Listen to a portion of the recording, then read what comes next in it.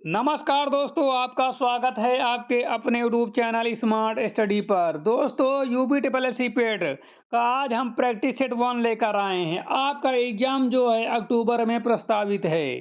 अब की बार पेट to power exam से पहले ही रट डालो, 90 प्लस का टारगेट लेकर चलो। एग्जाम में जो है आपका शानदार प्रदर्शन रहेगा। शानदार प्रदर्शन तभी रहेगा जब आप लोग मेरे द्वारा कराए जा रहे सभी प्रैक्टिस सेट आराम से, आसानी से लगाओगे, अच्छे से लगाओगे, याद करते हुए क्वेश्चन चलोगे जो आपको टफ लगें, तभी जो है आपका जो है 90 प्लस का टारगेट पूर्ण होगा और अब की बार पेट पार।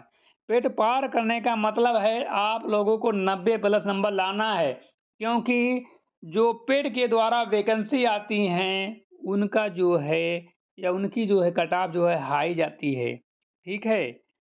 कुछ एग्जामों को छोड़ दिया जाए, बाकी सभी में जो कट-ऑफ है 90 के वो आस-पास ही रहती है, 80, 90, 85। तो हम लोगों का टारगेट रहेगा 90 प्लस का। 90 प्लस का टारगेट रखोगे तो 85 तो आ ही जाएँगे और 85 यदि आ गए तो आप लोग मैक्सिमम एग्जाम जो है दे पाओगे। कुछ एग्जाम नहीं दे पाओगे लेकिन मैक्सिमम दे पाओगे। ठीक है? 60 प्लस जब नंबर आएँगे तब आप केवल लेखपाल का दे पाओगे, बाकी किसी एग्जाम नहीं दे पाओगे, कोई भी एग्जाम नहीं दे पाओगे। तो इसलिए जितने भी प्रैक्टिस सेट हम करा रहे हैं, सारे प्रैक्टिस सेट आप लोग करो। क्लास ज़्यादा बड़ी हम नहीं कराते हैं, क्लास को जो है हम छोटे रखते हैं, लेकिन महत्वपूर्ण क्वेश्चन लेकर आते हैं जो आपको सीधे एग्जाम में ऑप्शन के साथ देखने को मिल सकते हैं। ठीक है? तो सभी लोग यूपी ट्रिपल एस पेट 2026 आप लोगों का एक ही नारा है, अब की बार पेट पार, अब की बार पेट पार। प्रैक्टिस सेट 1 आज डेट है, आज डेट है जो ये 22 अगस्त है। क्या है? 22 अगस्त को प्रैक्टिस सेट 1 आ रहा है और आपका एग्जाम अक्टूबर में है। कब है? अक्टूबर में है। तो अक्टूबर तक हम लोग बहुत सारे प्रैक्टिस सेट लगा चुके होंगे। हम लोगों को जो है एग्जाम बिल्कुल हलवा लगेगा। ठीक है? तो आज का पहला क्वेश्चन आ रहा है स्क्रीन पर। पहला क्वेश्चन है, हड़प्पा सभ्यता के किस स्थल से विशाल स्नानागार प्राप्त हुआ था? लोथर, हड़प्पा, मोहनजोदड़ो या कालीबंगा? जल्दी से आप लोग इसका जवाब कमेंट बॉक्स में दो। तो हड़प्पा सभ्यता के मोहनजोदड़ो से क्या हुआ था? विशाल स्नानागार प्राप्त हुआ था। ऑप्शन नंबर सी बिल्कुल सही जवाब है। अगला क्वेश्चन है, गौतम बुद्ध ने अपना प्रथम उपदेश धर्म चक्र प्रवर्तन कहाँ दिया था? बोध गया, सारनाथ, कुशीनगर, लुम्बिनी? तो सही जवाब हो जाता है सारनाथ में दिए थे। कहाँ दिए थे? सारनाथ में। नेक्स्ट, मौर्य सम्राट अशोक के किस शिलालेख में कलिंग युद्ध का वर्णन मिलता है? 10वें, 11वें, 12वें या 13वें शिलालेख में? सही जवाब हो जाता है 13वें शिलालेख में जो है मौर्य सम्राट अशोक के जो है कलिंग युद्ध का वर्णन मिलता है। नेक्स्ट, गुप्त वंश के किस शासक को भारत का नेपोलियन कहा जाता है? चंद्रगुप्त प्रथम, समुद्रगुप्त, चंद्रगुप्त, विक्रमादित्य या स्कंदगुप्त? तो सही जवाब हो जाता है option number B, Samudragupta. Next, प्रसिद्ध दिल्ली सल्तनत के किस शासक ने रक्त और लौह की नीति अपनाई थी? इल्तुतमिश, बलबन, अलाउद्दीन खिलजी या फिर मोहम्मद बिन तुगलक? सही जवाब हो जाता है बलबन ने। बलबन ने जो है रक्त और लौह की नीति अपनाई थी, ब्लड एंड आयरन की नीति। ठीक है? नेक्स्ट, 1857 के विद्रोह के समय भारत का वायसराय गवर्नर जनरल कौन था? Lord Dalhousie, Lord Canning, Lord colonel, Lord Curzon और लॉर्ड रिपिन? तो राइट आंसर जो हो जाता है आपका option number Lord Canning, B बिल्कुल सही जवाब हो जाता है। चलेंगे क्वेश्चन नंबर 7 पर। भारतीय राष्ट्र कांग्रेस के किस अधिवेशन में पूर्ण स्वराज का प्रस्ताव पारित किया गया था? 1907 सूरत, 1916 लखनऊ, 1929 लाहौर, 1931 कराची? 7 का सही जवाब हो जाता है 1929 लाहौर में। कब? 1929 लाहौर में। नेक्स्ट, गदर पार्टी की स्थापना 1913 में सैन फ्रांसिस्को में किसके द्वारा की गई थी? सही जवाब हो जाता है सुभाष चंद्र बोस द्वारा या फिर भगत सिंह द्वारा या रास बिहारी बोस द्वारा, या सही जवाब है लाला हृदय और सोहन सिंह भकना द्वारा। तो गदर पार्टी की स्थापना जो हुई थी वो लाला हरदयाल और सोहन सिंह भगना द्वारा की गई थी। बिल्कुल सही जवाब है ए ऑप्शन नंबर। ठीक है?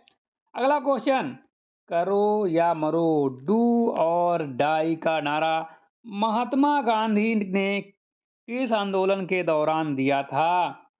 तो असहयोग आंदोलन, सविनय अवज्ञा आंदोलन, भारत छोड़ो आंदोलन या चंपारण सत्याग्रह? तो ये भारत छोड़ो आंदोलन के समय दिए थे।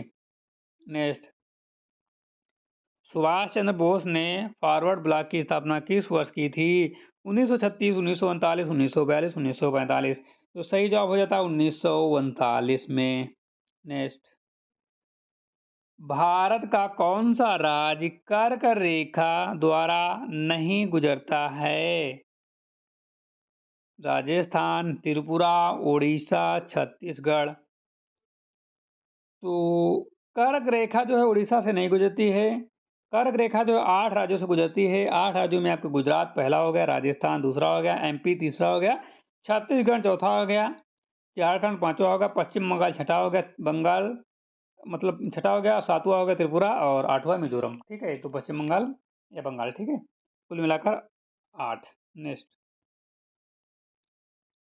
भारत की सबसे लंबी अंतर्राष्ट्रीय सीमा किस देश के साथ लगती है? चाइना, पाकिस्तान, बांग्लादेश, नेपाल? तो इसका जो राइट आंसर हो जाता है बांग्लादेश के साथ। और कितनी लगती है? 4096 किलोमीटर।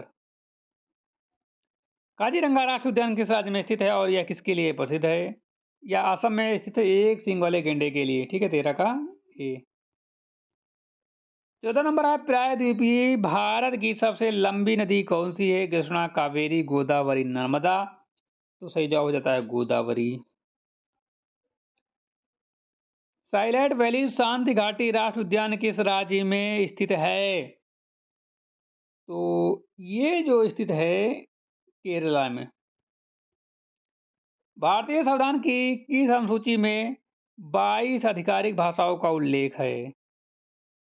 तो ये 8वीं अनुसूची में। संविधान के किस अनुच्छेद के तहत अस्पृश्यता का अंत जो है किया गया है? तो अनुच्छेद 17 में। संविधान सभा की प्रारूप समिति के अध्यक्ष कौन थे? ड्राफ्टिंग कमेटी के अध्यक्ष? तो ये जो थे डॉक्टर बी आर अम्बेडकर। कौन थे? B are Ambedkar. भारत में राष्ट्रपति पर महाभियोग चलाने की प्रक्रिया किस अनुच्छेद में वर्णित है? अनुच्छेद 61 में। पंचायती राज व्यवस्था को किस संविधान संशोधन द्वारा संवैधानिक दर्जा दिया गया? तो ये जो दिया गया है 73वें संविधान संशोधन द्वारा। भारत में नीति आयोग की स्थापना किस वर्ष हुई थी? 2015 में। 1 जनवरी 2015 को नीति आयोग की स्थापना हुई थी। हरित क्रांति ग्रीन रिवॉल्यूशन के जनक भारत में किसे माना जाता है? तो ये भारत में डॉक्टर एम एस स्वामीनाथन को माना जाता है। इसके हरित क्रांति ग्रीन रिवॉल्यूशन के जनक जो है भारत में एम स्वामीनाथन को माना जाता है। प्रकाश वर्ष लाइट ईयर किसकी इकाई है? दूरी की। मानव शरीर की सबसे बड़ी ग्रंथि कौन सी है? अग्न्याशय, यकृत, थायराइड या पीयूष ग्रंथि? तो मानव शरीर की सबसे बड़ी ग्रंथि यकृत लीवर है। खट्टे फलों और आंवलों में मुख्य रूप से कौन सा विटामिन पाया जाता है? Vitamin A, vitamin B, vitamin C, vitamin D? Vitamin C पाया जाता है। उत्तर प्रदेश के किस जिले में प्रसिद्ध नैमिषारण्य तीर्थ स्थल है? बहुत सही जवाब है, बहुत अच्छा क्वेश्चन है, सीतापुर में। 2011 की जनगणना के अनुसार उत्तर प्रदेश का सबसे अधिक साक्षरता वाला जिला कौन सा है? कानपुर नगर, लखनऊ, गौतम बुद्ध नगर या गाजियाबाद? तो राइट आंसर हो जाता है ऑप्शन नंबर कौन सा हो जाता है? सी, गौतम बुद्ध नगर। नेक्स्ट, चोल वंश का संस्थापक कौन था? राजराजा प्रथम, राजेंद्र प्रथम, विजयालय या प्रांत प्रथम? तो सही जवाब हो जाता है 28 का विजयालय। 29 नंबर है, कजरी किस राज्य का प्रसिद्ध लोकगीत है? तो कजरी जो है उत्तर प्रदेश का प्रसिद्ध लोकगीत है। नेक्स्ट, 100 रुपए के नए नोट पर किसका चित्र अंकित है? सांची का स्तूप, लाल किला, रानी वाव या हम्पा या हम्पी का रथ? तो रानी वाव जो गुजरात की थी, इनका जो है चित्रांकित है। ऑप्शन नंबर सी बिल्कुल सही जवाब है। तो आज की क्लास को यहाँ पर समाप्त करते हैं। यदि आपको क्लास अच्छी लगी हो तो आप लोग स्मार्ट स्टडी यूट्यूब चैनल को सब्सक्राइब कर लो, बेल आइकन को प्रेस कर लो, ताकि आने वाली वीडियो का नोटिफिकेशन सबसे पहले आप लोगों को मिल सके। मिलते हैं नई क्लास के साथ, तब तक के लिए जय हिंद।